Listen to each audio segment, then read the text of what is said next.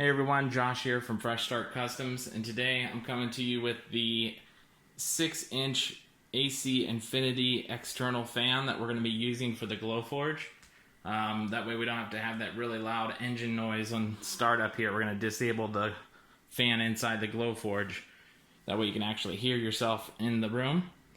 What we're going to do is you're actually going to take one of these 6-inch to 4-inch reducers here, and you're going to put it on both sides of the fan.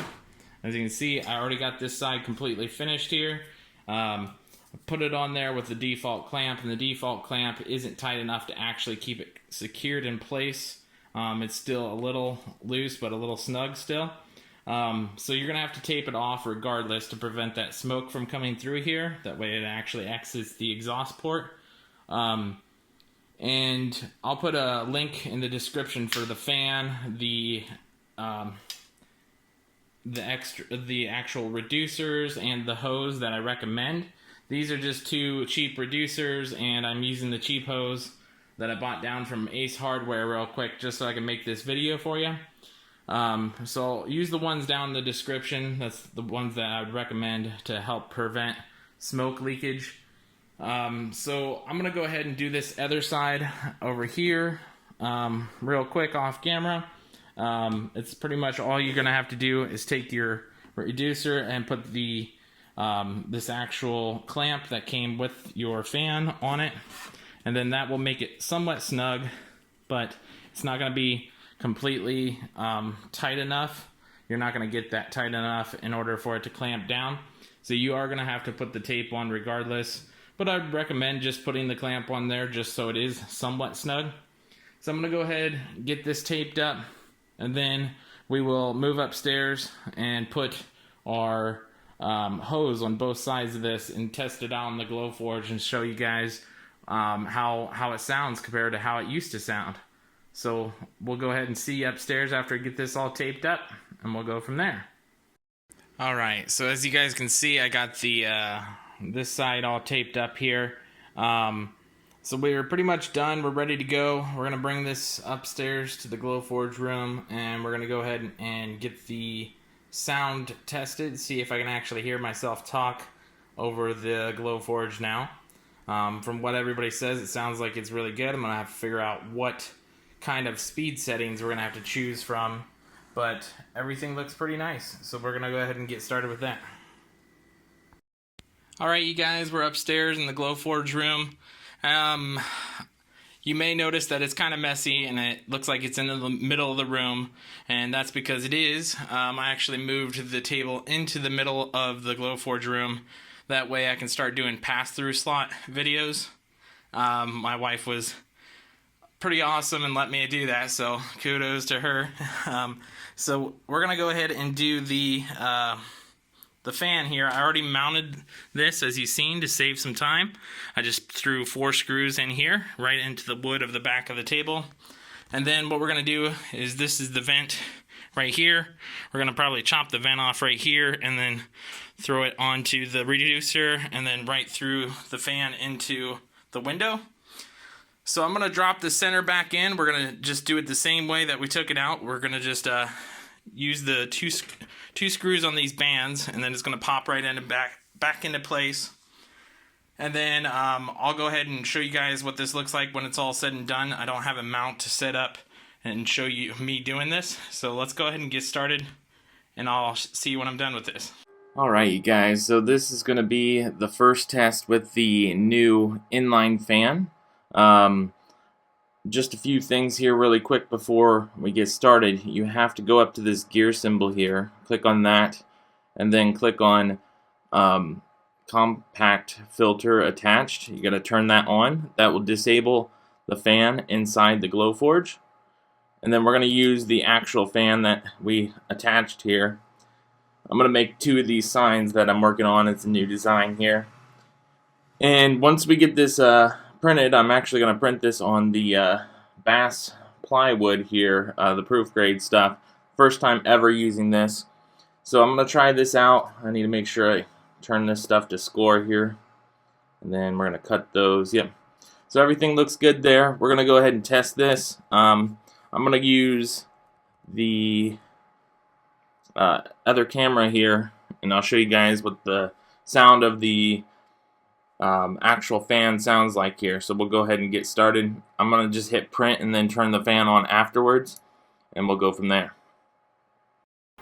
Alright, so as you guys can see, I'm about to turn on the fan. Right now it's on idle. That's what that low humming noise is. So all I'm going to do is come over here. I'm sorry for the darker room. I need to add another light in this room. I'm going to turn on the actual fan itself. And we're going to turn it all the way up to 10. And then it's going to warm up here. You can probably hear it starting up now. So this is pretty much all the louder that fan is going to get. It's way less noisy than the other fan. It is definitely puts out some noise, but I can actually hear myself talk in this room. I'm not sure how it's going to show up on camera here, since I'm just using my phone's mic here. But we'll go ahead and get started. We're going to push print, see what this does. Remember, you do want to disable the compact filter option, or technically enable it so it disables the fan. So I'm going to push print. We're going to get started. So I just hit print.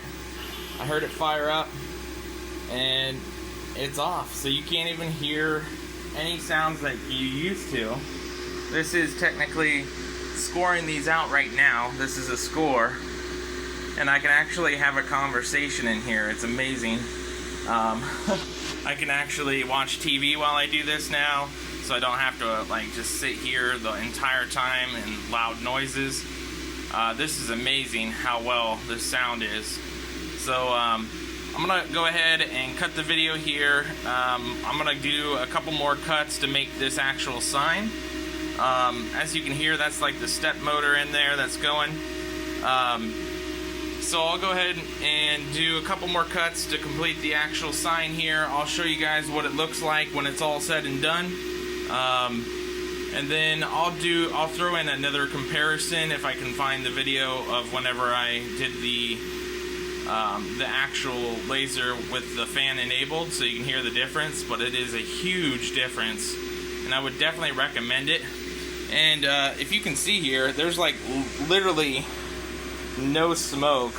I mean, there is a little bit. You can probably see it right there, going through. But there's a lot less smoke that puts out this way with this fan than the built-in fan. So I'm actually really impressed with this. So let me go ahead. We'll end this clip here, and then I'll go ahead and build those signs and show you what it looks like. Alright, there you guys go. This is the final projects that I was working on. I've got the one on the right glued together and the one on the left I still need to glue, but I'm running out of time today. So I hope you guys enjoyed the video. Some closing thoughts on the fan. It works really well for the sound, that's for sure. And it seems like it pulls off less score marks and cut marks on the actual material itself, so that's a plus too. Now the only real downside that I've seen with the fan is whenever it's actually cutting, there's like a lot of smoke that produces underneath the wood itself, and then it gets collected, which it does with the built-in fan too, but it looks like there's a little bit more, which is just going to result in cleaning the actual glass tube and maybe your lenses a little bit more often. You're definitely going to have to clean the camera lens more often, because after about 3 full-size cuts of material, I had to clean my camera lens because it was getting a little blurry where it couldn't read the QR codes. So if reading the QR codes is a big deal to you, then clean your lenses. Otherwise, it should be fine for a while. I usually clean my lenses after every full 8 sheets of wood anyways, regardless with the fan or without. So I would recommend doing that. That just keeps your lenses clean. It keeps your wood from cutting through cleanly. But back to the actual fan itself, yeah, it works great. I would recommend getting it. And then, like I said, you just expect to maybe have to wipe down the actual lid and lens a little bit more often. And you may even get less smoke if you do a full 90-degree angle. The reason why, if you scroll back through the video, I didn't do that, and mine's kind of angled down in a U shape. The reason why mine is like that is I have the pass-through slot right above it, and I want to be able to use the pass-through while using that external fan just drilled right onto the back of the table. So that's the reason why I did that. I hope you guys enjoyed the video. I'll see if I can find that other clip from a while ago when I had it running with the built-in fan. See if you can hear the difference. If not, I'll just end the video here, and we'll see you guys next time.